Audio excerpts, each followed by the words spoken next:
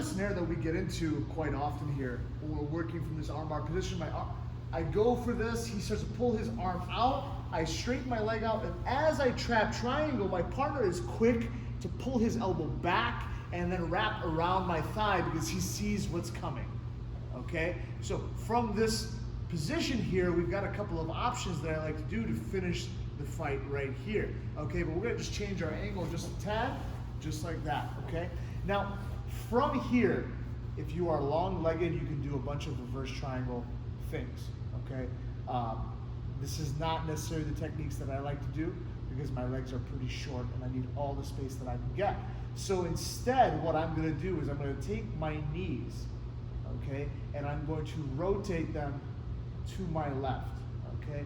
This might take some getting used to, but what we're gonna do is just turn from our right hip to our left hip, just like so, okay? Now, you guys can see that I've exposed a little bit of space here between his side and his thigh, and I'm going to grab my partner by the wrist, okay? Now from this position, he's grabbing his own hand right now. It's hard for you guys to see, but he's grabbing his own hand. From this position, I'm gonna, as I turn to the left, I'm gonna bring him forward and try to start to pull this elbow in this direction, okay?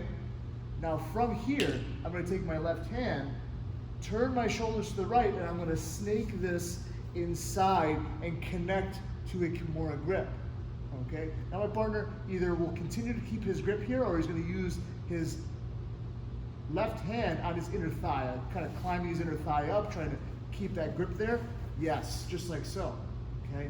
Now, when my partner does that, what I have to do is take my heels and I have to push them back in the other direction and then pull his elbow up. Okay, so you're making a bunch of little micro movements to here.